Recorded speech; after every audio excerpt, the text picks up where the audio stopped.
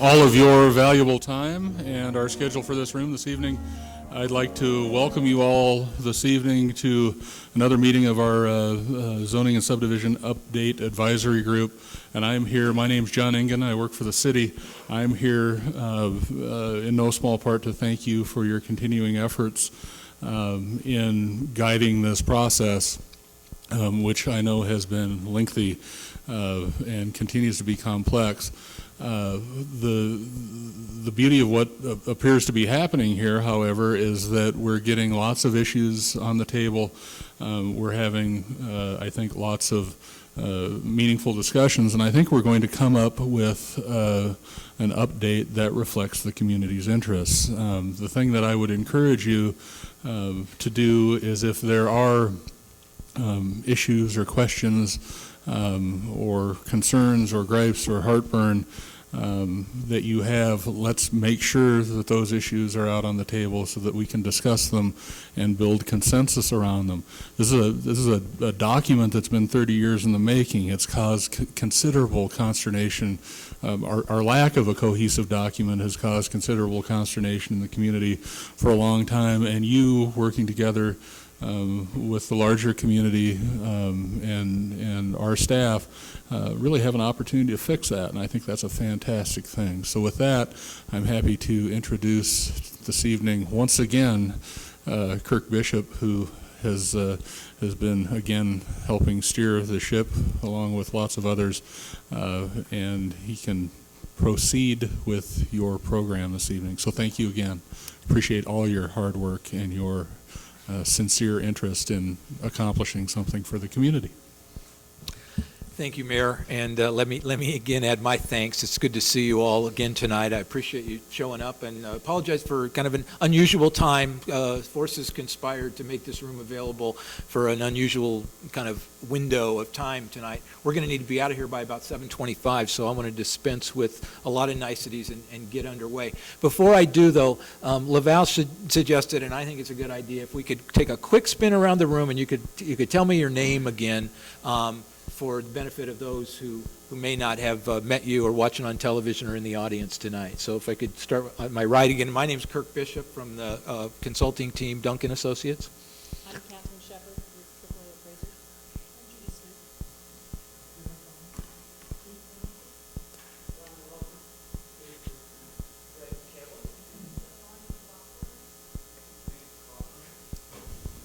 Smith. Ken Jenkins.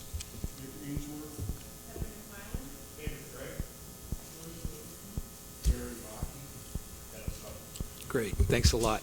Here's how my proposal for the agenda tonight, and since we don't have a chair, I think my will prevail, and that is that I'm going to give you a brief sort of overview of what's in this draft, what I consider to be the significant points or philosophical underpinnings of what we're trying to accomplish in this district framework draft. Then, importantly, I want to open it up and go around the room and help and ask you all to help us identify the sort of priority issues for discussion without actually having that discussion on the spot. I'd like to get completely around the room and make sure everybody's had an opportunity to say, here are the things that I really have heartburn about, I really think deserve continued exploration and discussion. If time is available, we'll begin that discussion tonight. If not, we'll begin it next time, and in between now and next time, we'll try and address those things that can be addressed. And then, of course, I want to make sure that we preserve some time at the end to allow the folks who've also given of their time or sitting in the audience tonight, make sure that they have an opportunity to sort of build upon anything that you all have missed that are priority concerns in this draft. So, that said, again, I thank you. Good to see you all. Excited to be sort of beginning this next phase effort where we stop talking in broad conceptual terms about what we want to accomplish and actually get some ordinance language in front of us to respond to and to discuss and refine and make sure that it fits the needs of the city of Missoula. And I welcome beginning this stage of the journey with you all. And as we see it today, and partly tonight will help us discern whether or not how many pieces of the ordinance that we'll kind of break this overall effort into. At the moment, we're thinking 3 to 4 modules, like the amount of material that was delivered as part of Module 1 will be the way we roll this out and the way we discuss it with the advisory group and others. Periodically throughout this draft rollout phase, we'll have a public workshop. We're now envisioning a September or October opportunity for the public to get together again, to kind of be apprised of the status of the overall drafting effort and give folks an opportunity to weigh in. So that's kind of where we're at. Module 1, as I said, we're referring to as the district framework module for the ordinance. At least the way I think about zoning, it's a really useful way to start, because the district structure is such an important kind of underpinning of a zoning ordinance. The various residential, business, commercial, industrial, and special purpose type zoning classifications are such an important sort of jumping off point for understanding the way that zoning helps guide and shape our community and the various places and neighborhoods within it. So that's the idea behind this initial module in terms of its organization and the way it's rolled out. Now, there are, I've been through this enough to know that releasing an ordinance in pieces sometimes raises as many questions as it answers. It's like, oh, well, I can, you may read a provision and say, well, that may make sense, but I certainly would need to see the parking component or what's considered to be the design or landscaping component to see if this is all going to work together to be a model that's workable. And we certainly understand that. I just want to make clear there are many articles and sections of this ordinance to come, and nothing we do or say at a particular meeting binds our hands in terms of later saying, oh, then it doesn't quite work and we're going to need to revisit it. So I just want to make that clear. Just to highlight what I consider to be the big concepts or ideas embodied in this draft in big ways or small ways. One is, obviously, upon opening the document, you see that we're working with a new proposed organizational structure and format. I'm sure if you're like me, it was very foreign at first, probably still is, and the way the information is presented itself may be an item for discussion, and we certainly want to endeavor to make the regulations as usable and understandable for folks as possible. There are proposed in this draft a few opportunities that we saw, at least, for consolidating zoning districts. These are concepts that we've talked about before. Nobody's signed off on any of the proposed district consolidations or any of the concepts in this draft for that matter, but I believe that they're all responsive to past discussions that we've had. I think that where we ended up on the district consolidation issue was, well, you talk a good game, but bring it back to us and we'll see if we can live with the way that would shake out in terms of what the allowed land uses would be and what the allowed development standards. And here we are before you with a draft that shows, at least initially, how that might work. We're certainly open to suggestions for improving it, as we are with all elements of this. We've talked at length about the sort of outdated system of use classifications in the existing ordinance, and we've come up with a proposed new use classification system. We've talked about the ordinance need to doing a better job of at least making clear where various types of housing products are allowed in which zoning districts and subject to what standards. We're a ways down the road towards answering those questions. We have talked about providing in this ordinance better tools that encourage and to some extent incentivize true cluster and true conservation-oriented development that sets aside significant portions of a site, permanently protects it as open space, and this draft proposes that. A new approach to density calculation, both from the standpoint of administrative simplicity and in terms of accommodating a broader range of housing types and densities within the higher density multifamily classifications. We've talked about the need, part and parcel of the whole range of housing types, accommodating a range of lifestyle choices, income levels, and ability levels, about the need for accommodating smaller lot development in certain settings in a predictable way that's tied to a zoning classification. And we have proposed in the draft reducing the minimum lot size requirement in the multifamily zoning classifications, not the single-family classifications. And I believe that this ordinance takes us a good ways down the road towards promoting and accommodating mixed-use development. As I said, on the district consolidation issue, we've proposed, I think, 5 or more specific instances where we believe it would be possible. We believe also desirable to consolidate districts that have very similar character in terms of allowed uses and development types. The one we've talked about at length in previous meetings, and I'm sure we'll talk to some extent about it tonight, is the A and R1 consolidation, but there are others proposed in the draft. Very early on in the draft, in the introductory provisions, we have a table that shows which districts are to be consolidated, and they're also shown on the previous slide. There in highlighted terms are the ones that are proposed to be consolidated.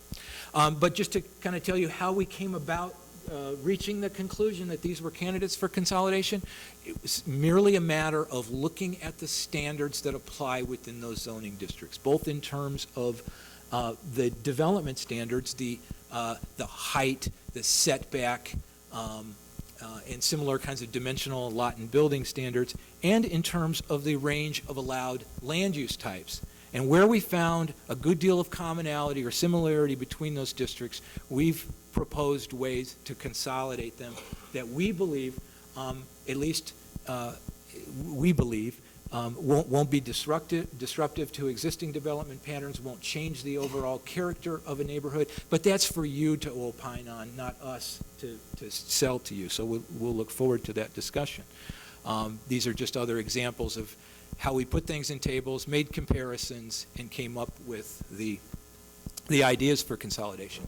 On the use classification front, here's just one example of what we're talking about. The existing ordinance goes sometimes into intricate detail to define the range of allowed business types: jewelry stores, fishing and hunting equipment stores, musical instrument sales, and all manner of offices. We believe that a modern use classification can simply lump those, in many cases, into broad general categories or classifications of land use that have expressly defined language in the ordinance saying what we mean when we say retail sales and office, and give ourselves a more dynamic, a more modern, and more flexible ordinance classification system. When it comes to residential building types, it's not so much that the existing ordinance doesn't accommodate building types, it just doesn't do so in a very transparent way in some cases. So we believe it's desirable in this ordinance to call out various types of housing products that are common in Missoula and common in today's marketplace, and to make clear what regulations apply to them, where they're allowed, and what are the standards that apply to them. Now, we only have part of the picture with regard to this in the Module 1. We get the where it's permitted proposal, and we get the basic lot and building standards, but for many of these types of building types, there would be supplemental standards that we would roll out in a subsequent model that would, for example, say, well, what are the special regulations that apply to townhouses versus duplexes versus large multi-unit buildings. So there would be another layer of regulations in some cases, sometimes playing off of existing and sometimes new proposals that would accompany the regulations in Module 1 that again tell us what the basic lot and building standards are and where various types of housing are allowed. As I said before, this ordinance draft accommodates smaller lot detached house development in our multifamily classifications. what the new ordinance calls the 2.7, the R1, and the R0.5 classifications. Those correspond to the R2, the R12, the R3, R4B, and RH classifications in the new ordinance. Today's ordinance establishes almost an across-the-board minimum lot size of 5,400 square feet. The new draft says in those higher density multifamily classification, the new lot size, the new entry portal for being able to develop at all in that district would drop to 3,000 square feet. Now, the overall density limit would remain the same. So it's a density neutral approach, but it does open those districts up to small lot detached house development where heretofore you couldn't do that under the conventional zoning regs. And we think that's a way to kind of strike a balance between neighborhood preservation and accommodating a broader range of housing types within the city's neighborhood structure. As I mentioned before, we simplified in proposed terms the way density is calculated. Right now, the number of dwelling units you can place on the parcel depends on how many bedrooms are in the dwelling unit. We established different density figures for efficiency units versus one bedroom versus two bedroom and larger units. That's, in our observation at least, a fairly antiquated process, difficult to administer, and we have proposed a great simplification of that, simply establishing a minimum lot area per dwelling unit, regardless of the number of bedrooms that happen to be within the dwelling unit. The allowable density in R7M and R1, that's the R12, and then the new consolidated R1 is R3, R4, and B, would increase slightly under the draft because of that change, because there was a range of densities allowed now under the bedroom-based density calculation.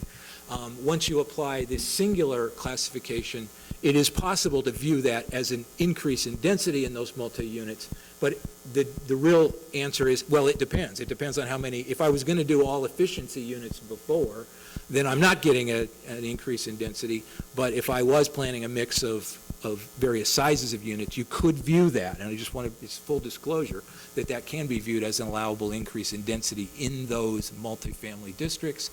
Another thing that I'm sure didn't escape many folks' attention is that we've proposed an increase in height in several of the low-density single-family districts that are now, the ordinance lists 30 feet as the maximum allowable height. This draft proposes 35 feet as the maximum allowable height in that district. That was partly driven by the fact that in consolidating R1 and B, we had two districts with different allowable heights. R1 at 30 and A at 40.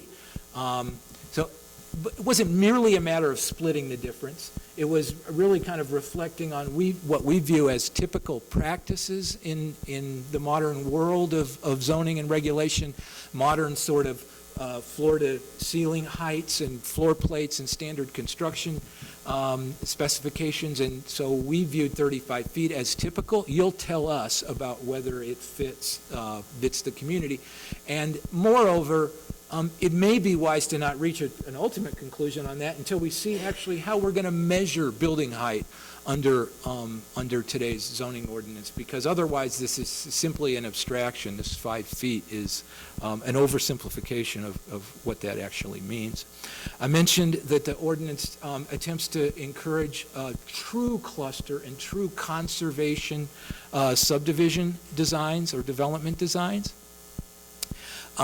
It allows, as does today's ordinance, honestly, as of right clustering in many of the lower density residential zoning classifications, those that, are at the 1 acre, half acre, or higher minimum lot area per unit level. And that as of right cluster and development option would be offered in all of those districts, not in the R5.4, not in today's R1 or A or those classifications, but in those lower density classifications. It builds, as I say, on what we perceive to be the city's existing approach to cluster. It does more to incentivize it because it's allowed by right. as opposed to through a PUD or other form of discretionary review process. It would, of course, go through the normal subdivision-related process. It establishes for the first time a minimum amount of open space that would have to be provided in order to avail yourself of the flexibility offered under the cluster option. It is density neutral in terms of comparison to non-cluster. You can't get any more units out of it, although you can get drastic reductions in minimum lot size through use of the cluster option.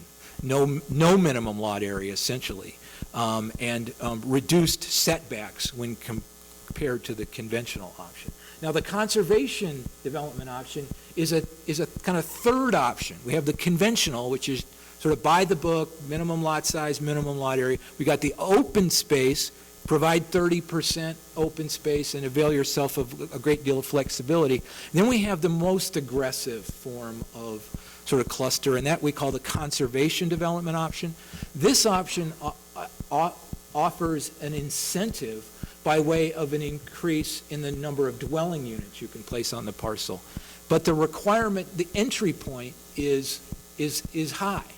The price of entry. Set aside at least 60% of the parcel as open space, and there are minimum site area thresholds that you have to cross to even be able to use the conservation development option. But once you meet those minimums, that you've got an overall site area of between 5 and 100 acres, depending on the zoning classification, and again, we're at the very low density end of the spectrum here, you provide 60%, then it is as of right, just subject to normal subdivision review, and you can get additional dwelling units out of it because the minimum lot area per unit standard is decreased.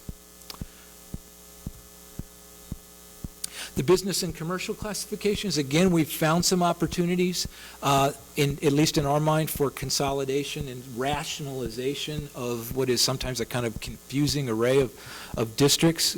See an opportunity to consolidate the R5 and the BC into a kind of limited business classification we're calling B2. The C1 and C are proposed to be consolidated into a commercial classification that we're calling C1. One of the challenges in thinking through this, though, was if you look at that little tiny chart that is next to the table where I present the maximum allowable heights in those districts, you can see R5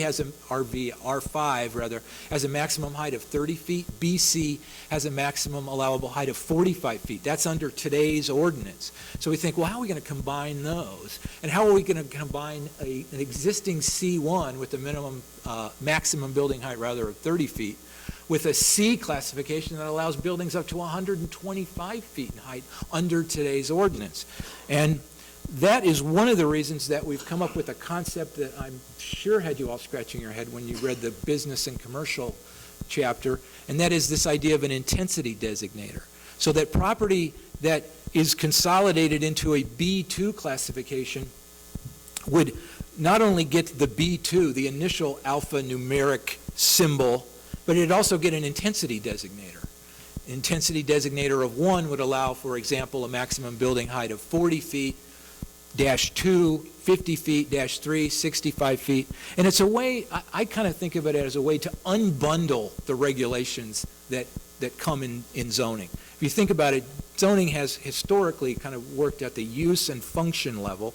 What use and operations can I make of my property? And then what are the basic physical development standards that apply? So I'm kind of segregating those two into two pieces. The first letter number tells us use or function. The second tells us physical development parameters. What are the standards that apply? And under that proposal, taking this conversion to the next level, you can see that the R5 and the BC both do convert to a B2, but they convert to different intensity designators. So R5 becomes B2-1, BC becomes B2-2. Same with the C1 and C. And just to anticipate a question, if we were to proceed under this and we adopted an ordinance like this, going from a B2-1 to a B2-2 or 3 would be a zoning, would be considered a zoning change. Those are different zoning classifications, but are a way for us to keep the structure of this ordinance kind of simple. Since there's no difference in allowable land use, there's a difference in terms of the physical form of development that could occur there. Promoting mixed use. I mentioned that as one of the things we heard you say sounded like a good idea, and I think this draft responds to it in a few ways. First of all, the existing business and commercial classifications in Missoula could be thought of as mixed-use classifications, but what they really are just kind of wide-open classifications that allow business and commercial zoning districts to either morph into business and commercial zoning districts or into mixed-use zoning districts or into exclusively residential zoning districts. And therein lies what we perceive to be the danger. We believe that residential development that occurs in lands that are set aside for business and commercial purposes, that are along transit-served corridors, that are in locations of the community that can handle redevelopment and intensification, should be incentivized to do mixed use as opposed to using up valuable commercial and employment zone land for strictly residential uses. So the draft incentivizes mixed-use projects and penalizes single-purpose residential buildings in business and commercial districts. Single-purpose residential buildings that have no non-residential component. The ground floor is not set aside for service, office, or commercial uses. It's just a residential buildings. Those under this draft would require some form of additional approval in business and commercial districts. They would also be subject to density limits akin to those that apply in the R1, limited to about one dwelling unit per 1,000 square feet of site area. Vertical mixed-use buildings, on the other hand, where the ground floor is not used for residential but is used for commercial or non-residential purposes, would be allowed as of right. And moreover, they would not be subject to absolute density limits, at least density limits that we think of expressed in terms of minimum site area per dwelling unit. The density of a mixed-use building in a business or commercial district would be dictated by the confluence of all the other factors. What's the maximum allowable height? What are the minimum required setbacks? How do I park this building? And so all of those features together work to limit the amount of number of dwelling units you can put on a parcel anyway. Let's let the physical form and the way that the site is arranged control it. It gives us the predictability without introducing an artificial limit on the number of residential buildings. It encourages mixed uses, and it allows for us to accommodate a form of infill and redevelopment that is not disruptive to established residential neighborhoods. So again, we think that's responsive to some of the ideas that we've talked about in the past. In terms of offering protections to residential, we have introduced for the first time proposals to limit building height that's situated very near our low-density single-family districts. So we've introduced what I refer to as the bulk plane that says as a building gets taller than 35 feet in height, if it happens to be situated adjacent or abutting a single-family zone lot, then you have to either step the height of that building back or push the minimum setback away from that so that you don't have an imposing, very tall structure next to a smaller structure. There are also proposed in this draft some context-sensitive building setbacks that say in commercial and business districts, we don't really care too much about making you set the building back. In fact, it can promote pedestrian-oriented development patterns to bring the building up towards the sidewalk and not park in front. But where the context has already been established by residential building patterns, you've got to match those patterns. You can't disrupt existing development patterns by way of ignoring setback requirements. So that's what I mean by context sensitive. As I mentioned before, there's lots of upcoming information to be provided to the group that'll, I think, help to inform our ultimate response to what's been rolled out in this initial module, including the way we handle what are these things we call conditional uses? Who will review them? What's the administrative review and approval process, or what's the review and approval process? What are the development standards that apply? What are the parking standards, the landscaping standards, those sorts of things? And of course, we have the subdivision regulations, and of course, the measurement and definition issues that we talked about before. So, those, I think, are the kinds of points I wanted to get out there that are, I think, the big ideas in this draft. My proposal, again, is that we now go around the room, and without necessarily justifying or providing a lot of backstory behind why something is an issue for you or why something is an important priority topic for continued discussion, if we could just get the ideas on the table, things that are in this draft that we really need to talk a whole lot more about before we're going to be, before we're getting your support for it. So I'm going to ask everybody to keep their initial remarks real brief, help us define the universe, help us prioritize future discussions, and assure you that we'll talk about other issues in a more involved setting. So, Dennis, I'm going to start with you. Well, I think the first one I would have is the relationship to what you made about the 35 foot R5 door. When I came onto this committee, one of the things in our particular Lewis and Clark area we were concerned about is that we are in an A district as it stands now. It's R1. An A district. In the A district, the regulation is 40 feet, R1 is 30 feet, and we had been contemplating before this zoning rewrite had come up of whether to submit trying to go to an R1 because we wanted to see that footage reduced. So I have a problem with 35 foot. I think 30 foot is high enough. The 40 foot was very disturbing, although not very much building has been done in the Lewis and Clark area anyway, or in the A area of 40 feet high, but it is allowed. And so that one immediately stuck out in my mind when I saw the 40 or the 35 foot. I thought, what is the reasoning for that? I'm to assume, I guess it's a compromise, that if you're going to be combining R1 and A, the idea was, well, let's split the difference. I don't know if that's a reasonable expectation or not, but that's one problem I have. I have a problem with the 35 foot. I think it's just too high.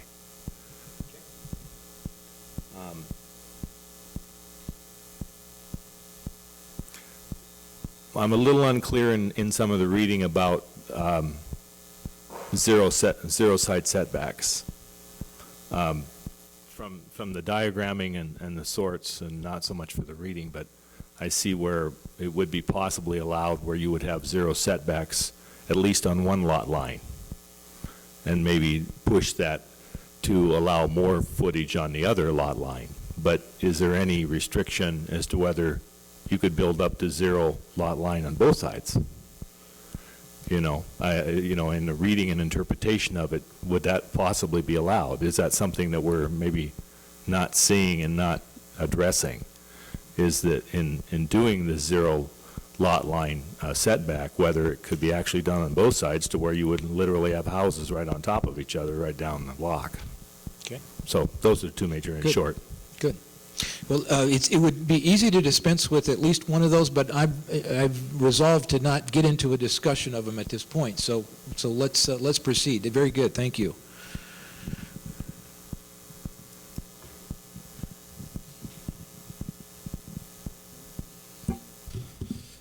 I really am impressed with some of the combinations of zoning. I especially looked at the industrial. I know we haven't got to that point yet, but the industrial is very clear to me. It does have the intention of protection of industrial land, and definitely has some availability for limited residential in the industrial areas, but I like the preservation that's written in.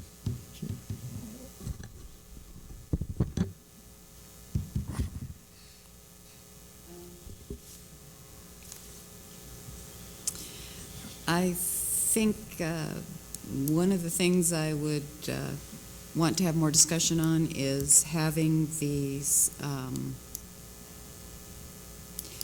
having commercially zoned areas needing a conditional use for simply residential. It would depend, of course, on how the zoning was applied in various places in town, but we have so little available multifamily land zoned right now that the only place you can really do multifamily is in commercially zoned areas. And having commercial in those areas is not always possible or feasible or even desirable in a lot of respects, although I really am a proponent of mixed use development. I think it's great.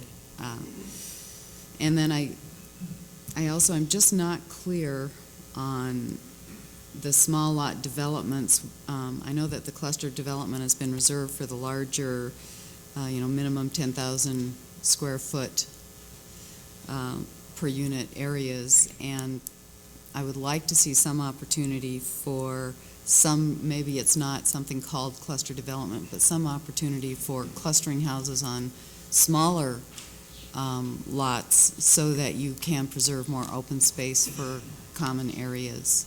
And sometimes the physical configuration of the lot requires that you cluster houses in order, even to get the amount of units that you have zoned in the area.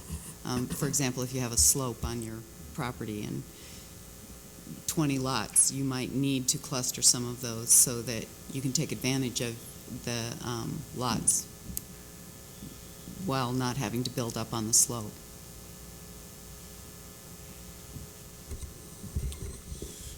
Few things I found. The not allowing split zoning allowed on a lot, I thought that was very good. But it said overlays should be able to be split zoned, and that is just not a good idea. Many of the overlays go into how an entire site is developed, and they cannot partially be on a piece of property because they address the whole property. I'm doing one right now, and it's an abysmal mess. I agree with the not allowing residential in the commercial areas. You can have, really intensive residential buildings next to really intensive commercial buildings, and then, to me, they just work together. Let me see. The ordinance really should not stick its nose into something about requiring ceiling heights in buildings. That's no place for zoning. That's a building department issue. It would be really nice right now to take anything to do with a fence and put it in a fence chapter, because the way this is laid out and the way landscape and buffering and some other ordinances we already have deal with fences breaks the requirements of the fence ordinance. And so you have an immediate conflict right there. So it'd be best just to put all that requirement just in a spot, and then you can just simply update one location and take care of everything. The hillside standards, I favor it much more as an overlay than as a general rule. South Hills hillsides, they have a really different perception of what they want compared to some place that has maybe like low rolling hills and really large lots. They can handle development on what would be considered a hill really differently.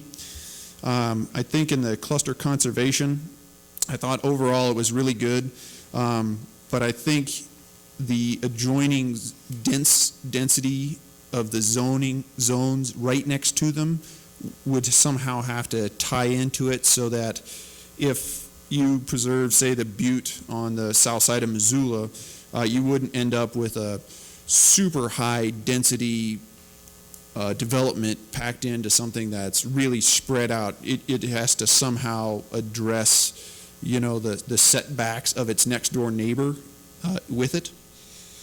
And then there's been a discussion around town between architects and builders of problems on how the height right now has been kind of changed and interpreted, and that's something that I know that community would really like kind of cleaned up in this new ordinance, and there was a section on height, and I will leave it at that.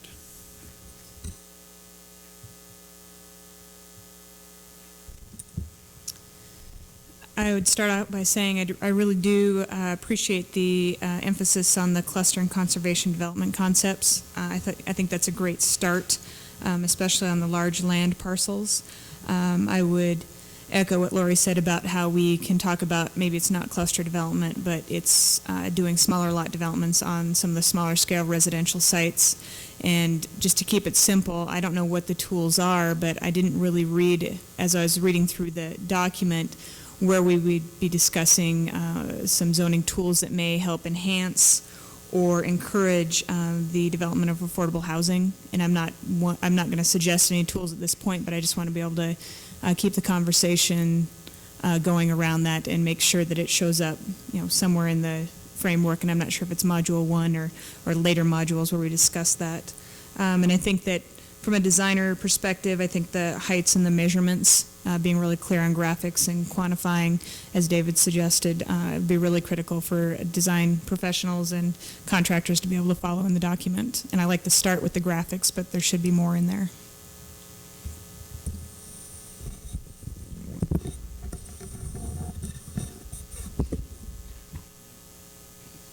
Lot to digest in a short time, obviously. A total change in concept, what we're all used to. I think good in general. I guess I'm pleased to see some of that and the reorganization that will ultimately, once a person gets used to the nomenclature in here, I think it'll be easier to follow.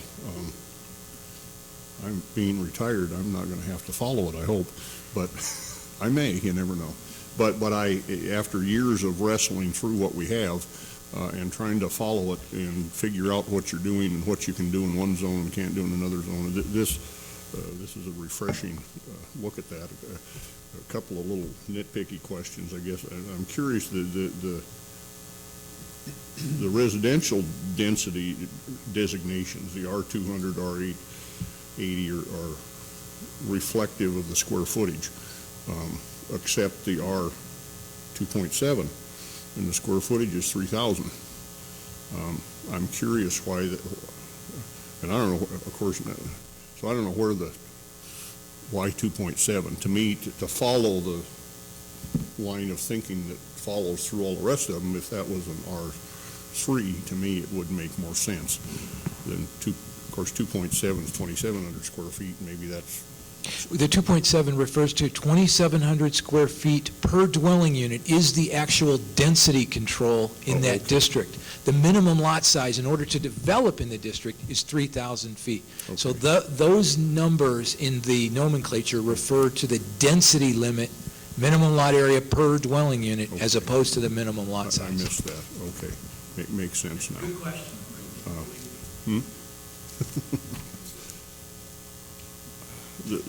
I'll be interested to see the hillside development standards. The ones we have, I think, are terrible.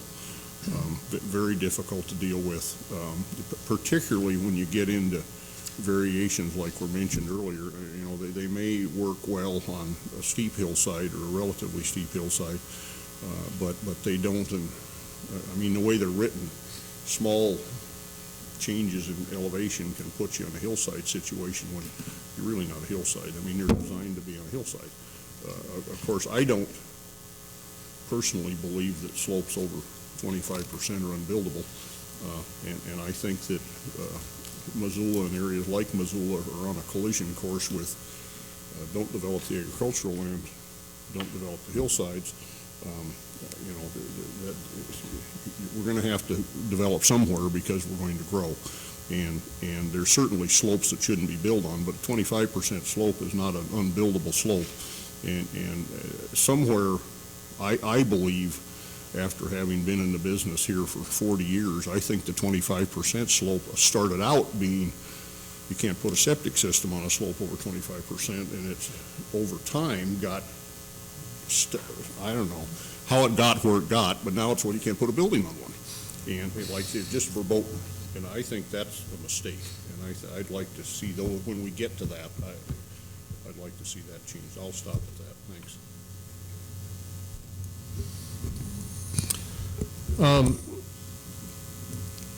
I will admit to speed reading. It is a lot of information to digest. I'd like to thank Laval for giving us a synopsis of the bigger items that are in there. I like the flexibility in the building types, where you're not having to put the house, like the lot line house, to me is a great idea. I think it would lead to usable yard space as opposed to just zoning yard space, which is not, in many cases, usable. We have for a long time lived with a lot size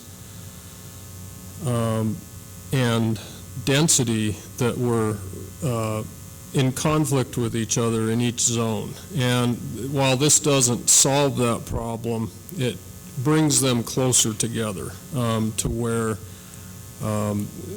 in a particular zone that allows a certain density, the lot size is now perhaps closer to, and this would apply to single-family homes, but closer to what the density would allow. And I think that's a move in the right direction. Being a land surveyor, one thing that I was curious about, that I didn't know, that the industry standard for an acre was 40,000 square feet. So that was very informational. I might have phrased that differently. For us planners who don't have the strong math sheet, 40,000. Close enough. Yeah. It's a function of which way you're around, Ken. So I thought the module was very well written, very easy to follow.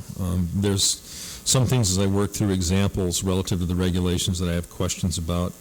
The first one would be is we have a definition of a townhouse, a 2-unit townhouse and a multi-unit townhouse.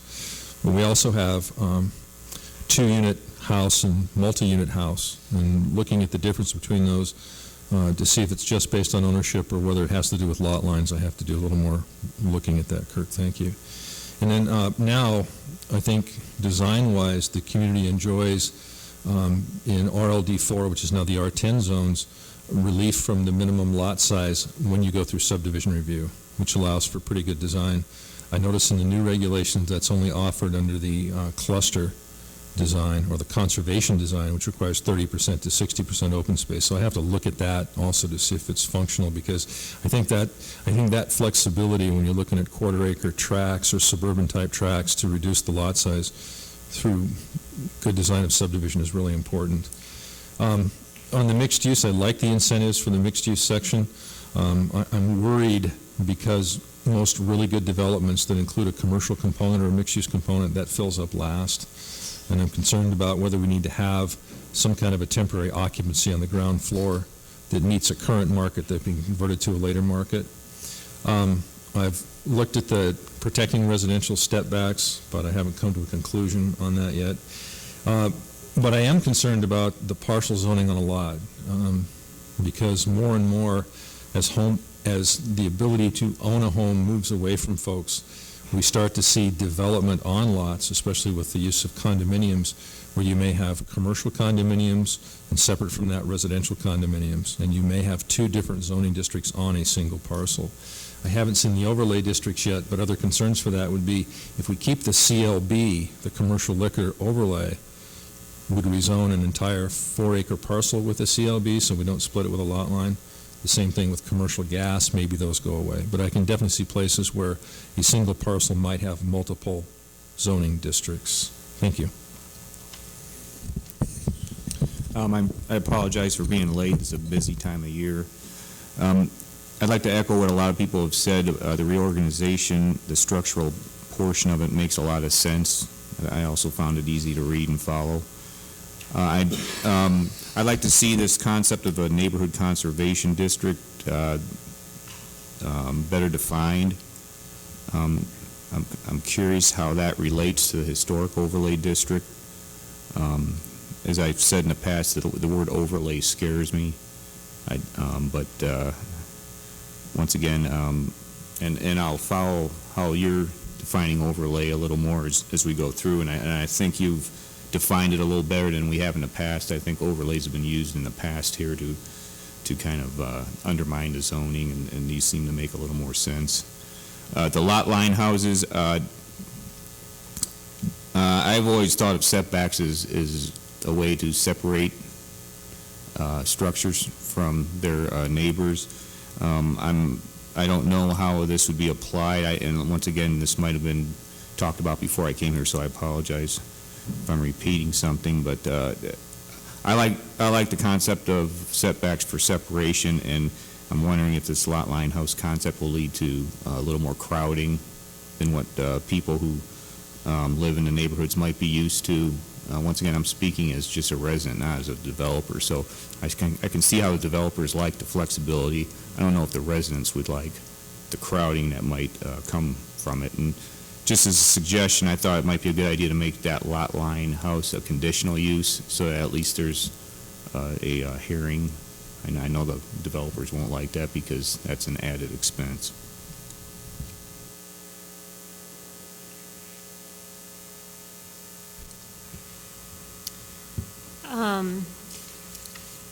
At this point, I have nothing but praise for the document. I think its readability and its user friendliness is outstanding, and I'm really pleased with how the cluster and conservation concepts turned out. So, great job.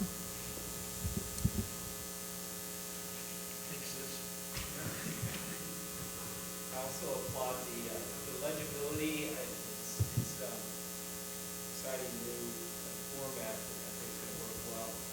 I also applaud consolidation of the districts.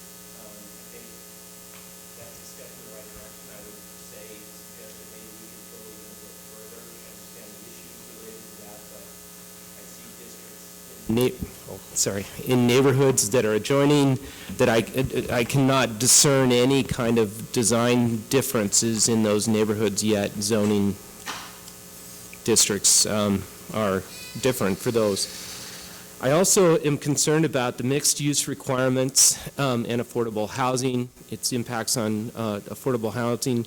Ground floor commercial is a very desirable thing, but it has to be in the right place to work. And I see some of the districts that it's proposed in with this conditional use as being maybe some that I would question whether it will work. And I worry about that and the effect on affordable housing. An example is the downtown CBD. Current planned developments in downtown, I think we've identified in the downtown master plan, there's 300,000 square feet of required ground floor commercial in the CBD kind of study area, and the market analysis indicates that maybe 150,000 of that will be viable.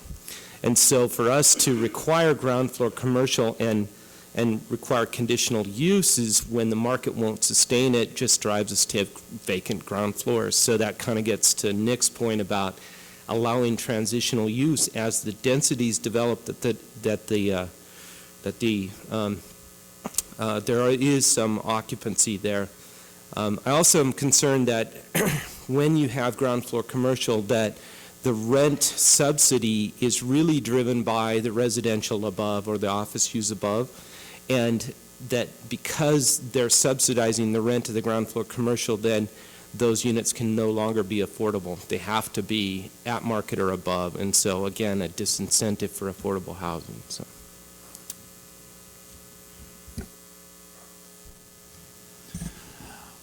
Well, compliments again. I really like how legible it is. I think one of all our biggest goals was to make it easier for people to use, and I think it's well on its way. I have concerns about transition areas. I think areas between zones, areas between neighbors. I think those are areas where there's a lot of concern, and if this whole document's to go through, we need to look carefully at those, the bulk plane and the context-sensitive setbacks, for example.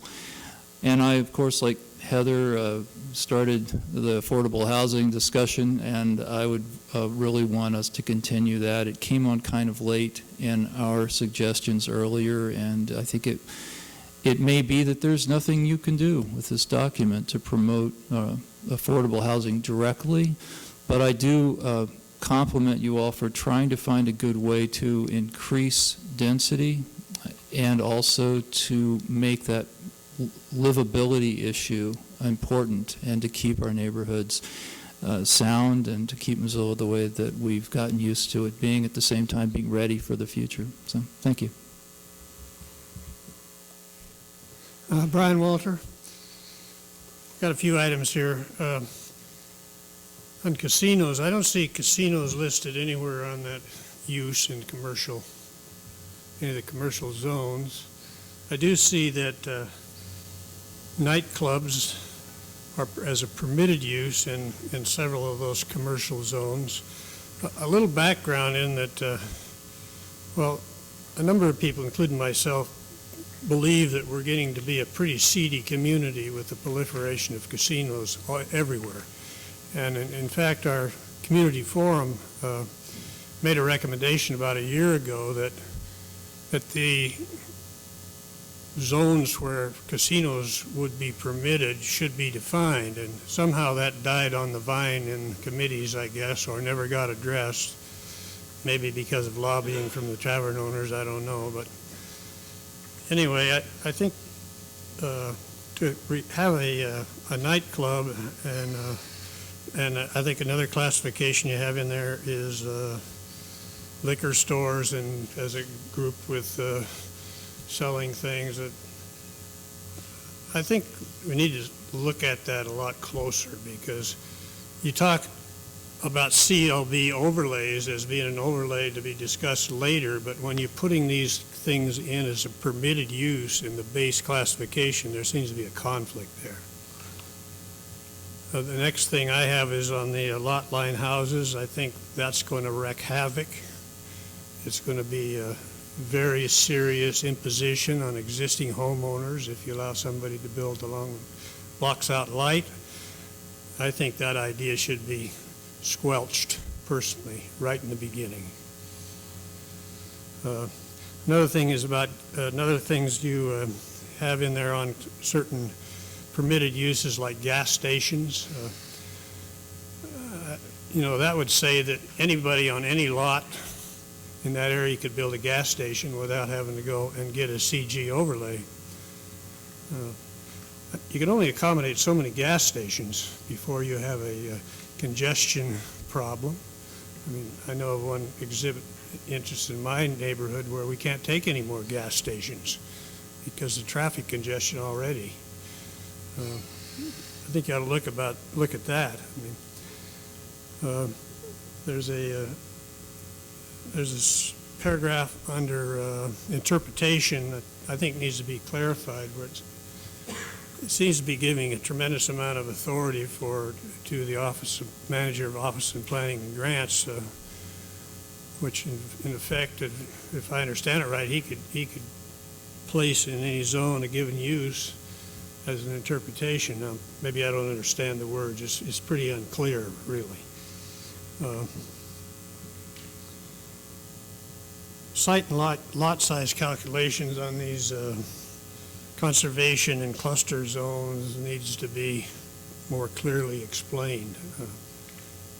And the implications of those two things are great, and I think we need some examples as to how that's going to be applied. I mean, anybody can understand the basic few rules that you have there, but to really know what that's going to do to a rural area is not very clear to me. Height of houses, I would say, point out one instance that I was involved with this year where on a 5-acre plot, someone wanted to build a very large footprint house and with a very attractive French provincial country house style, and the styling on those houses, with the big footprint, and they have steep roofs, Basically, it seems to me that our site regulations preclude certain architectural styles being built, which is a shame. Sure, you wouldn't want that kind of a house on a small, high-density neighborhood. When somebody's building a structure like that on a large property, we shouldn't be precluding architectural styles, in my opinion.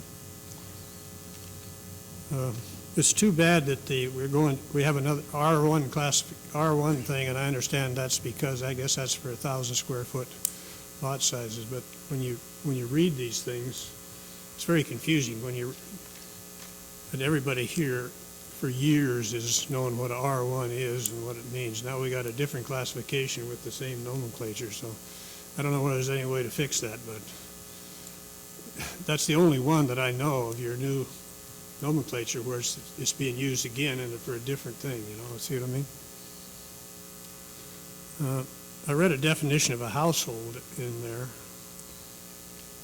and I haven't gotten back to check, but, we had considerable amount of conversation in this community about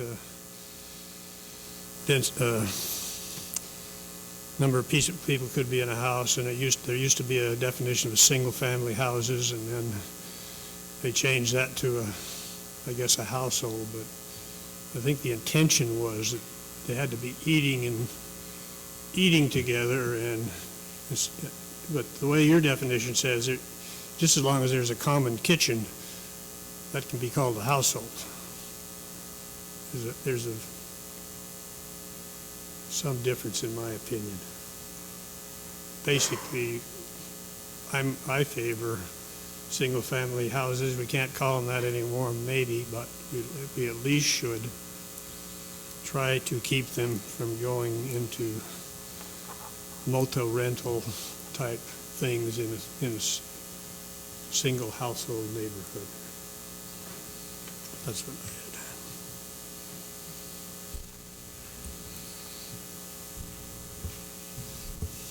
I have a little list. First of all, I think the 35-foot height is going to be very destructive to existing neighborhoods. And that coupled with the lot line house, conceivably you could have a house scraped off, a lot line house built next door, 35 feet tall, which would block out the light and air for the other structure next door, which is only going to be 7.5 feet away. So I would go down to the 30-foot and scrap this lot line house. I think it's going, except on new developments, I think in existing neighborhoods, it's going to be a real Molotov cocktail. I think this is one that could get people pretty excited. The other thing I didn't understand, and perhaps you can explain, it goes 7.5 for side setbacks, then parentheses 3. Does that mean 1/3 the height? Or are you talking about actually going down to 3-foot side setback? I think that needs to be clarified. At the growth policy, it says that it must be implemented. The growth policy plan is advisory only. That's in state law. It, at this point, has no more legal standing, really, than neighborhood plans or comprehensive plans. And in the first of it, it says it must be implemented. So that gives it a different category that I don't think you can do under state law. What will happen to the anti-scraping ordinance?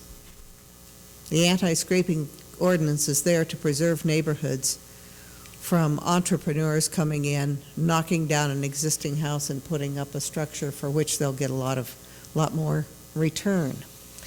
Another issue, which I think you alluded to in a meeting, was about massing. What is overmassing of the property? Do you have a 30% coverage of a lot, a 40% coverage, or 100% coverage? What is the massing allowed on a given lot and a given space?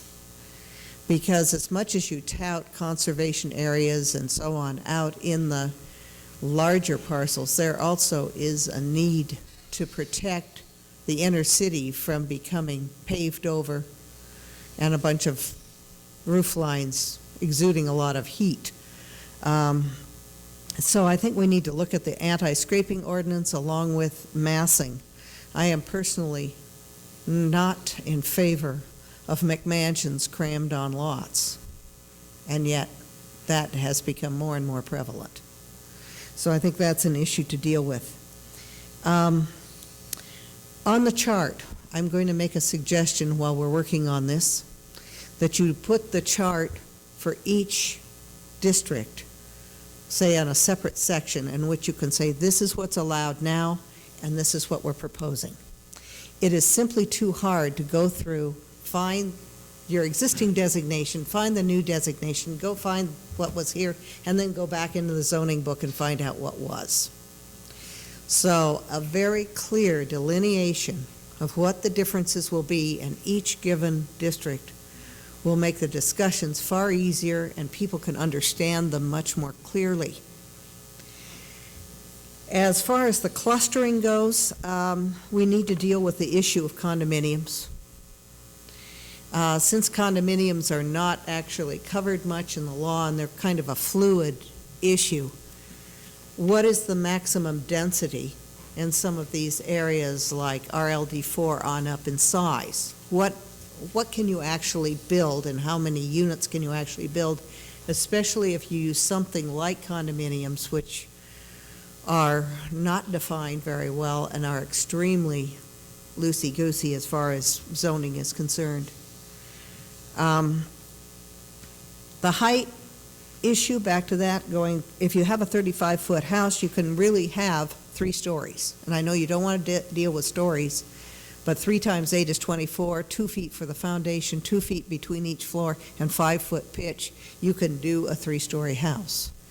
And that's going to have a real effect, say, on parking issues, accessory dwelling units, and other issues. So I think all the people I know in A would prefer to have come down to 30 feet, not 35.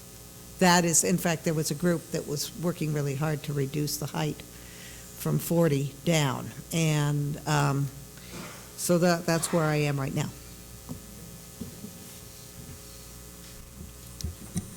Well, most of the things have been said that I've thought about here, but I want to just add, I like the way the tables are set up and the way the standards are set up. I guess I worry a little bit about what standards actually mean. Are they standards that you have to go by, or are they guidelines that we as designers can use in developing a good design, rather than having to do, exactly what is needed to make it work, which sometimes doesn't end up in good design. I guess I don't know if I explained that right, and I guess I'm seeing that in areas where I forget which gentleman down here talked about the transition between zones, because then all of a sudden you could have a pretty major structure right up against a smaller structure, and there should be some way to, in a guideline or something, that you can make that transition and make it work.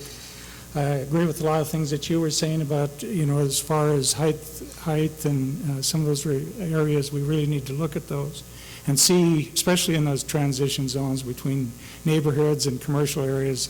I live on an area where, right behind the Dairy Queen, where you have commercial right there, and there's really not a good transition between the residential buildings and the commercial, and I think there needs to be some more thought put into that.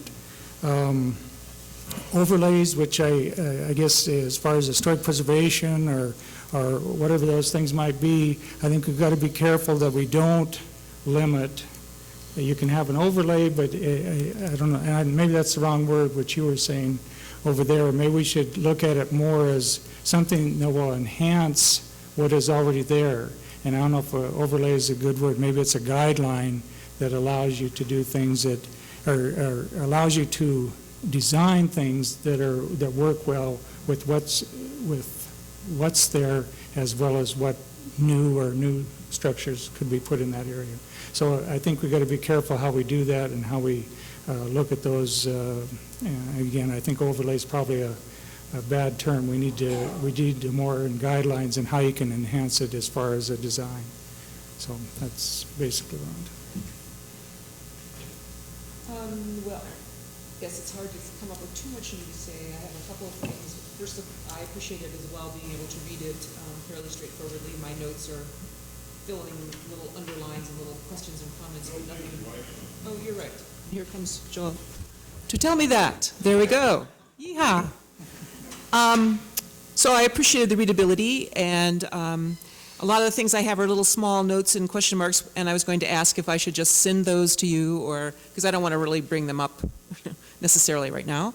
But for the sort of larger questions, I do appreciate certainly the discussion on the conservation. It's almost like, as you said, incentivizing a certain kind of conservation development, but I also am looking for the incentivization of workforce housing, or whatever it is that you said you were going to be doing. I didn't see it here. So if it's coming, I understand that, and I'll look forward to it. But I guess that's one of the questions that, to me, when I listen to everybody, rises up again and again. Some of us are really here looking for something that's going to make something more affordable. So we're looking for smaller thises and taller thatses and more of these. And other folks are saying, no, not. So it'll be interesting to see where we can go. Don't want to be cynical, so I'll just say it'll be interesting to see where we can go. Let me just mention a couple of other things that immediately came to my mind. I want to know where neighborhood plans go in this. And one of the things that we've been talking about, and several folks of us that are involved with neighborhood plans, is how to get them into zoning so that they actually have weight. Because right now, we've been told in court that neighborhood plans theoretically are only advisory, and I don't agree with that. So I want to move something forward in the zoning discussion. So I assume perhaps they go in the overlay district section, and what does that mean that they're in there? Anyway, I'd like to have some more clarity on the existing neighborhood plans, and then also we have offered, or at least in the past, OPG has offered the possibility to neighborhoods to do a neighborhood plan. So what does that offer mean? How does it fit in here, and what do we do with that? I also want to talk a little bit more about the agriculture. It's mentioned a few places here. Maybe it was my reading. I didn't have time to go into enough detail, but I'd like to see a little bit more about what is going to be allowed certain places, like we just did our new chicken thing. And does our chicken thing actually fit? Do you have it in here? I wasn't sure whether what you had was inclusive of that particular approach. I also saw it in some places where crop agriculture wasn't allowed in certain areas, which I don't understand, because depending on definition of crop, that could be organic gardening. So just, there's some things around that I'm concerned about that I think might be a little too restrictive. I kind of agree with the fence conversation. I read through there and I thought, someone owns an evergreen farm. Every single fence that you mentioned here has to have evergreens. It was like, what? So obviously that's come from somewhere and been dropped in here. And I appreciate the thought, but maybe it could be something a little more diverse than that. I agree totally with the question around bulk standards. I noticed and I appreciated the one that you did use with if you put commercial next to residential. But I think that whole question around massing in bulk is very important. We've seen pretty gross violations of that in our neighborhoods as well. So if that could be more specifically addressed, I think that would be helpful. And then I was really appreciative that you're going to regulate electronic signs. We just had one of those put into my neighborhood, and I've gotten so many calls about it already that people are pretty unhappy, and there's no regulation of them right now because there's nothing in the language. So please do pursue that, and when that language comes in, I'll be looking at it carefully too. Not only for size, but also for hours that it can be in motion. If we're going to let it be in motion, what are the hours we're going to let it be in motion? Those are probably the basic things that I had in mind. And again, appreciate it as a first piece of a larger thing that will probably mesh together as we go along.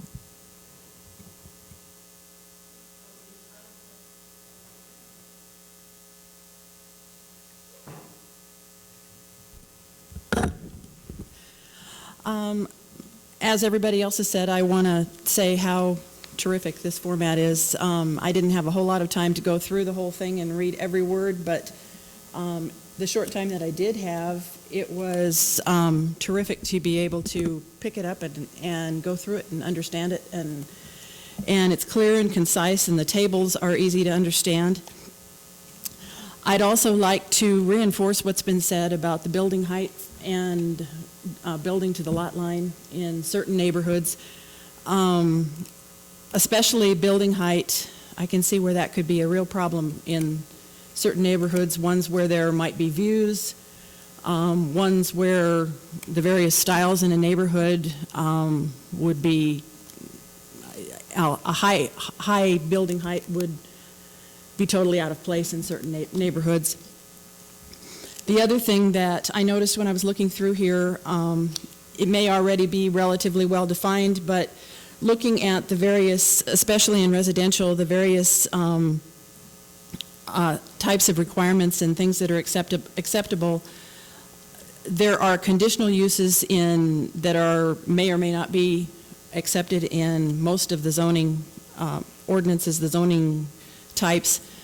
The thing that popped into my mind when I was reading was the idea of a bed and breakfast in the residential areas, something that came up in my neighborhood, and at the time it was rather difficult what went on in the neighborhood determining whether there could be a bed and breakfast put there.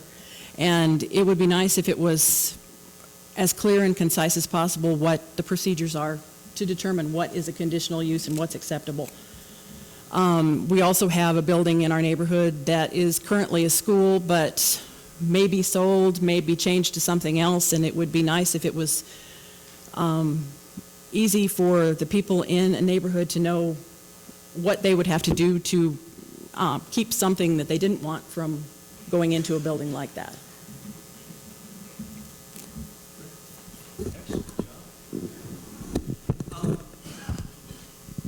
Thank you. This is working great so far. You've done a really good job of honing in on some issues. I think that we can provide some fruitful discussion. As I promised, I think what we should do now is ask the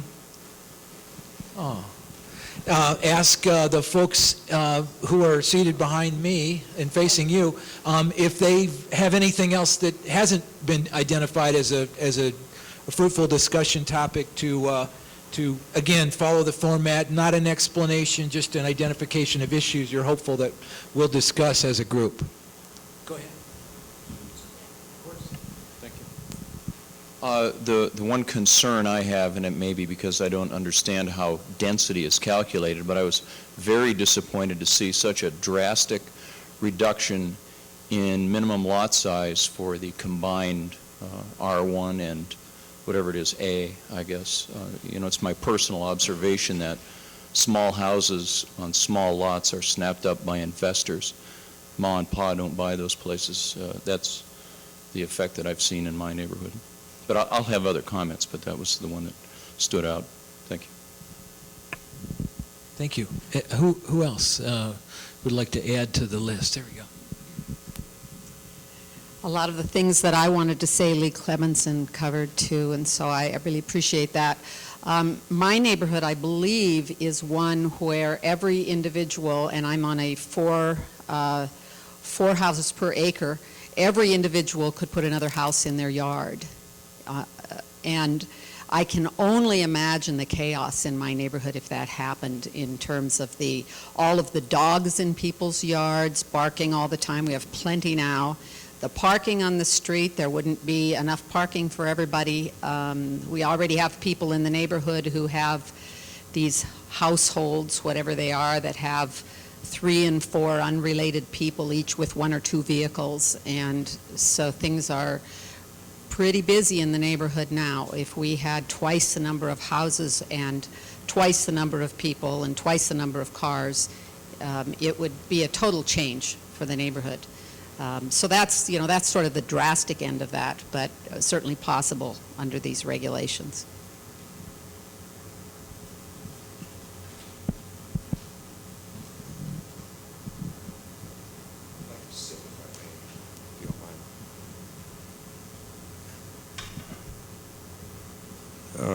I'd like to exercise my right to participate. The screen talked about big ideas. That was one of the first things that I saw projected up there, the big ideas. But I saw no reference whatsoever on the big idea screen to any integration of this zoning with current and emerging science and design arts. So whether we're talking just about a numbers game with increased densities or not, there has to be some basis that guides the numbers, the so-called big ideas that are placed up there. This zoning proposal lacks, as I see it, on the big ideas, a public health and welfare caveat. So that should be a very important basis for what we're doing here. I saw no such statement up there. So in that respect, this zoning proposal is deficient right off the bat. Let me give you an example. We've heard city officials say again and again, principally our highly paid Chief Administrative Assistant Bruce Bender, that by packing more people into neighborhoods, we're going to decrease traffic. Well, that's not how it works. And anyone who's been to Los Angeles or San Francisco or Seattle or Reserve Street knows how it works. You pack more people into a confined space, they're going to drive cars, and you have gridlock. We also have an increase in pollution-generating devices that accompany increased development, and that's what you're doing. You're increasing the number of homes that can come into this already overcrowded valley. And so how are you addressing that beyond the mere statement of figures? If there's something in this plan that I'm missing, I'd like to have someone please point that out to me. So there is an abject lack of any basic statement showing consideration for the health and well-being of the residents. I see no basis for these increases whatsoever. I think Missoula is a community that fancies itself as very progressive, but in many ways it's linked to 1960s and poorer thinking. This is a sick community. The studies from the University of Montana that recently came out show that it is. And so how can we continue to pack more and more people into this confined airshed? A zoning proposal as large and potentially damaging as this one, which would significantly impact this community, a community that is already at risk from overpopulation, should only be considered in light of the federal guiding laws such as the National Environmental Policy Act, 42 U.S.C., 4321 at SEC, 1500 section of 40 CFR, and also 40 CFR Part 25 for public participation. Those are the overarching documents that can help us prevent the kinds of catastrophes that have already happened here and that have happened in other communities, and which I should say are being avoided by design planning systems such as those that are fostered by the INTEP Corporation of Switzerland. Finally, I'm really upset by Mr. Bishop's statement tonight, and you're Mr. Bishop, that we should not compromise the valuable commercial land potential by developing it into residential housing. So what do we have here? We have a flight by largely frightened white people from the decaying inner cities. It's been known since 1980 that Missoula is a hotbed of potential real estate development. So we have a numbers game or a shell game here that in many cases is fraught with public works, projects, federal grants, kickbacks, and fraud.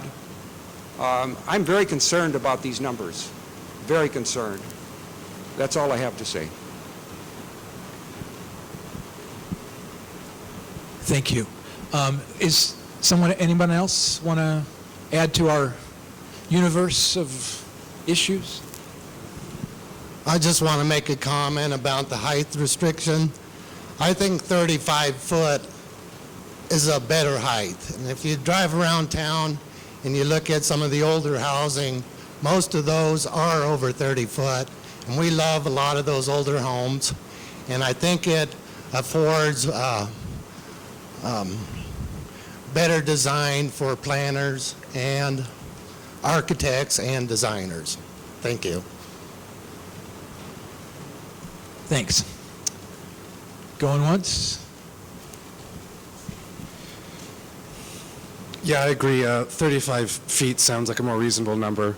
I guess I don't have a whole lot of heartburn, but I do have some issues that I wanted to bring up just in case. If you're going to tell me that on the conservation subdivision that a 20% density bonus is going to work with the 60% open space, you think that's feasible, I'll believe you. I just want to put that on my purview that I don't know if that's feasible. And then I'd also like to address the concerns about agriculture. Like, I think open space and conservation goals are not the same as agricultural goals, so maybe have that as a discussion. And then the last thing I'd want to put on your viewpoint here is the mixed use incentives. I understand the incentives. You might get heartburn on that right now just because of the difficulty with mixed use financing and a variety of other things. But I think in the future, if things played out, that would probably work okay. But you might get heartburn in the near future. But by the time in 2009, when you're getting through this, it might be a little bit different. So that's it. Thanks. Thanks. Okay. Who else? All right. Oh, yeah.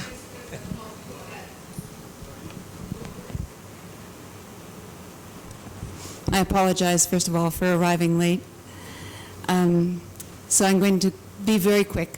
First of all, I think that the process you've brought to this zoning and subdivision study is the best process of all of the ones, the planning projects that are happening in Missoula today, mainly because for 2 months you listened to our hopes and our concerns. So you had a really good foundation to work from. Saying that, I have to say I'm baffled about lot line houses, seeing those in your first draft. And I'd like to know where those lot line houses came from so I can explain it to people who are also concerned. I never heard it mentioned in any of the many sessions that I sat in on, and I object to them because they destroy predictability and they reduce privacy in lots that are probably already quite small. So I don't know where they came from, but I know where they should go, and that's in the trash. Secondly, when I was at the meeting this morning and John Wilkins mentioned that he was just one of many of the groups on the council who wanted to be able to see clearly the differences between what we've had in the past and what we're going to have as a result of this. I think that was a good proposal, and if there's a way that you can give us something that does that, that would be good. And I'm probably repeating things that other people have said, and if so, I apologize. The A and R1 comparison, especially in the building height, I would go for the 30-foot. Don't degrade R1 because the A height was too much. That would be my preference. Also, I'm just going to mention Palo Alto, California, because they consider the building plane envelope to ensure that your neighbor gets enough light and air. So if you give in one area, you get in another, and I think that's something that really needs to be considered. I can see hints of things that may be happening in your next draft where I think that the height of buildings is going to be very important. And finally, when density is not expressed in any way besides minimum lot size, I don't know, in looking at a 54 square foot area lot with the possibility of something that is close to 3,000 being available for building another unattached house, and if that's a 2,700 square foot, I don't see how that does not increase density, and I know that that was what Mike Barton was saying this morning, and that's not clear.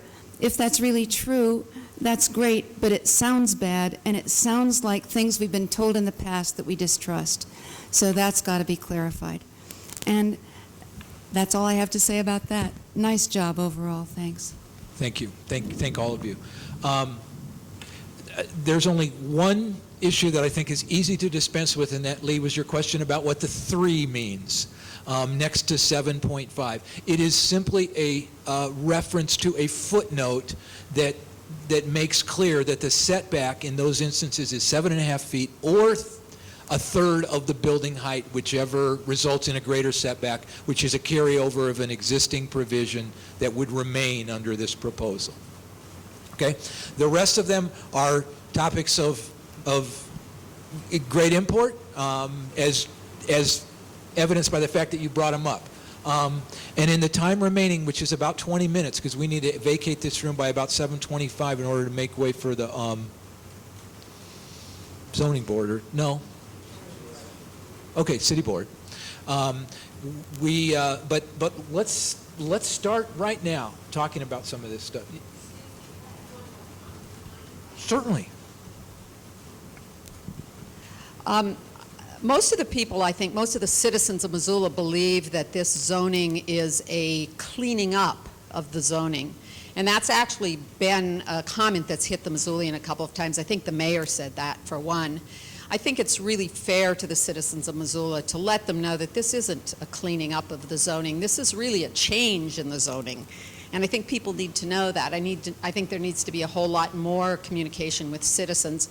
And I really liked Lee's idea of putting that chart so that people know what's happening to their own property and what could happen to it. And then there was also a concern by my neighbor who couldn't be here, and she said that she had heard that the developers got to meet on this before there was a public meeting on it, or before other people were apprised of it, and so that was a concern that she had as well. That makes 2 things that we can dispense with easily. That's not... Dispense with one of those. Okay. I'm going to just maybe venture to comment or guess of where that might be coming from. There is a county subdivision process going on, and it has, it's not linked to this process. I don't know what kind of steering committee that they have, but there's the possibility that that is getting confused with this and whoever is on that committee. So I would just say that is not the case in this process. Advisory group has been a mixed blend of a lot of different interests, and it has stayed that way. We haven't had separate meetings to speak to this process from anybody within the advisory group. Okay. Yes? I guess I could try to clear up one thing. If you have a 30-foot height limit in your zoning right now, this is why this is a really cleaning up of the zoning ordinance. You are allowed a 33-foot building, and if you have a 40-foot height limit, you are allowed a 43-foot building by the zoning ordinance. So really, there's only an increase of 2 feet over what's allowed right now in a 30-foot height increase by today's rules. So I didn't think it was too extreme. I do agree, the lot line house, it works. My grandmother actually lives in one, but it would not work in an existing type neighborhood unless it was done, a development and the lot lines were, contained within that development and did not affect the adjoining neighbors. An example was her house, the garage is on the lot line, and so instead of having only a 5-foot setback, the setback is twice as big on the usable side. So she has a usable side yard and a usable backyard, and instead of 2 5-foot, basically dog runs next to the house.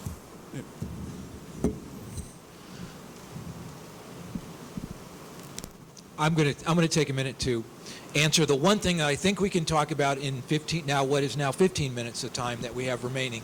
And that is, I want to try and do a better job of explaining something that I attempted to explain this morning at PAZ that I was just asked to explain. And that is my contention that decreasing the minimum lot size in the multifamily classifications does not result in an increase in density.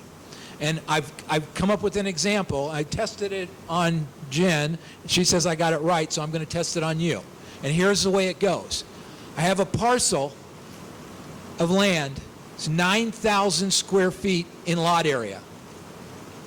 It's zoned R12 under today's ordinance. That's essentially a duplex district. It's, I think, one of the first districts that allows duplex, maybe RLD, whatever is. On that 9,000 square foot parcel today, I've got options. I can put a single detached house because the minimum lot size is 5,400 square feet. I can't put two, but I can put a single detached house. I could also elect not to do a detached house, but to put a three-flat or triplex on that property, because the minimum lot area per dwelling unit is 2,700 square feet. Once I've met the 5,400 square foot minimum lot size, then I can avail myself of other building type options that are available in that district. Multifamily buildings are an option as long as I have 2,700 square feet of lot area for each dwelling unit. So I could put a triplex. I could also put a duplex plus a detached house. In any case, I can do a maximum of 3 units. I could put 3 detached houses, I suppose, because I've got the minimum lot size and I've got 2,700 square feet of lot area per unit. What I can't do is divide that 9,000 square foot piece of property into 3 lots and put a detached house on each lot, resulting in 3 dwelling units on that 9,000 square foot piece of property. So inadvertently, I believe, the ordinance works against the what some people would view as an objective of being able to accommodate small lot detached houses in the same zoning classification that allow me to put multi-unit configurations of buildings on that lot. So under this option, I've simply added to the available options of that formerly R12 zoned property. I can still put a triplex on the property, I could still do a duplex plus a detached house, or I could divide that 9,000 square foot of property into 3 lots and put a single unit on each lot. No more than a single unit, because I still need 2,700 square feet of lot area per dwelling unit. So I have simply elevated detached houses to the same status that is attached to duplexes and multifamily buildings under the R12 zoning classification, and had no resultant increase in density. Density as a reflection of the number of dwelling units allowed per unit of land area.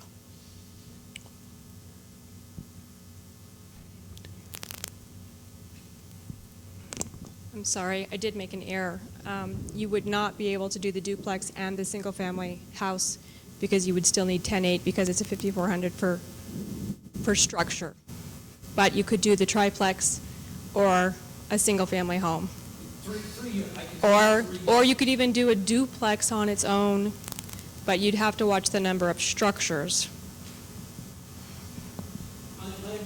Make sense? 3 units tops under today's regulations, 3 units tops under the proposed approach, which would reduce the minimum lot size requirement to 3,000 square feet from 5,400. And I believe the ordinance is replete with examples of ways that we are accommodating housing types that are not so land consumptive, that will be more affordable to build, that may not yet meet our definition of affordable or workforce housing, by the way we're proposing to calculate density. Is a way that this ordinance allows for, at least in some configurations, of higher density projects. By removing the density limitation in the commercial and mixed use classifications for projects that are truly mixed use, is a great incentive for smaller units, more efficiency, of product that can be translated into more affordable dwelling units. But that's the explanation of how the statement that we're not increasing density, but we are decreasing minimum lot size, both of those things can be true. Yes? Does this mean that each one of those, if you did 3 houses, could each lot be then divided off and sold to separate ownership? Yes. After going through the subdivision or lot split process, whatever the ordinance would require. But they'd still be limited to one dwelling unit. Yes.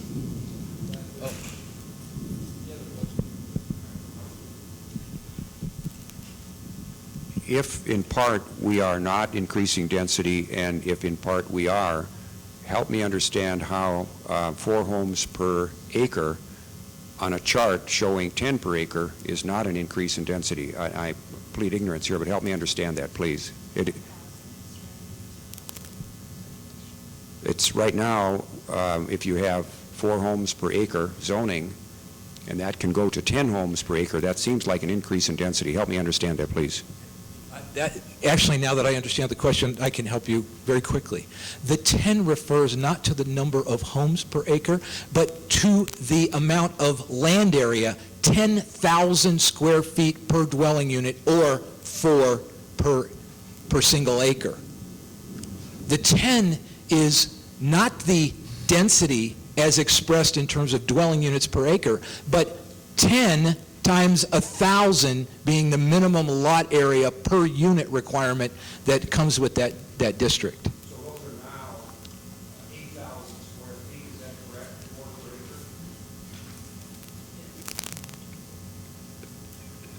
acre? Let me see, 8,000.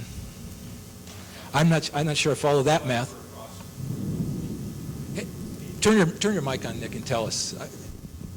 I think 8,000 square feet goes into 40,000 square feet, the new definition of an acre 5 times. So 8,000 square foot lots would be 5 dwelling units per acre. 10,000 square foot lots, you're right, would be 4 dwelling units per acre. And the requirement is, well, yeah, the requirement in that district is 10,000. Yes, in the R10.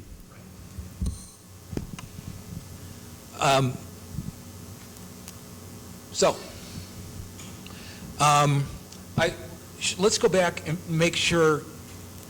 Some of these things, I think we may try and just develop some more material. First of all, we'll prepare the side-by-side comparison of district by district.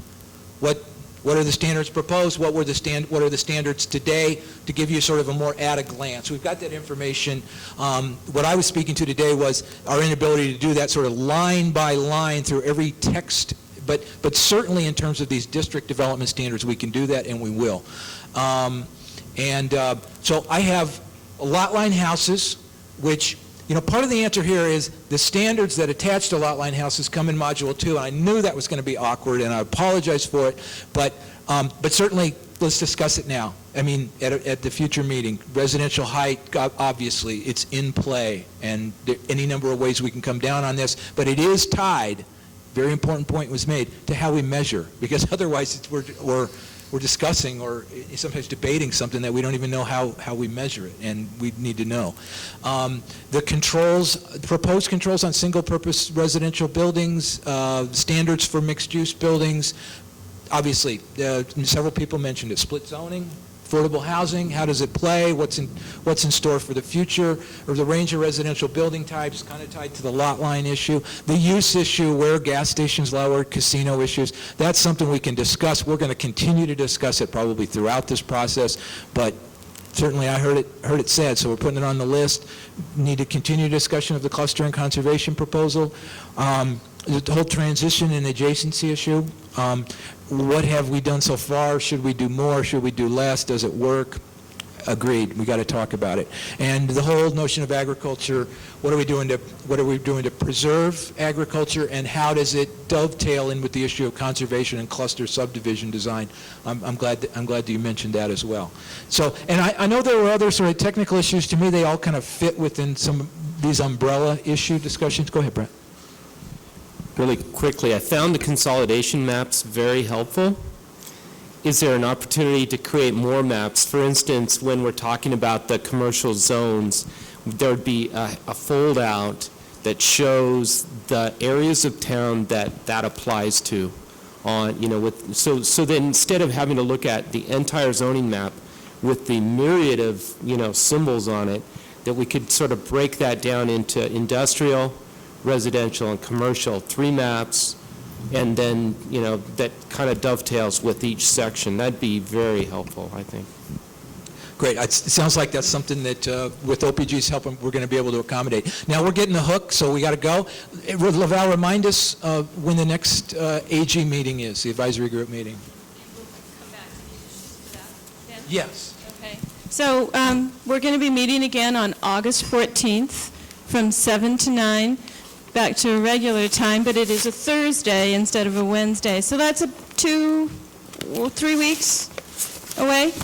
And what we'll do is structure the agenda based on the issues that have been raised already, and we'll be able to dive into that now that you've gotten this overview, and then see if there's any additional issues still to come.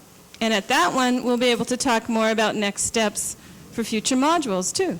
So thank you all for coming.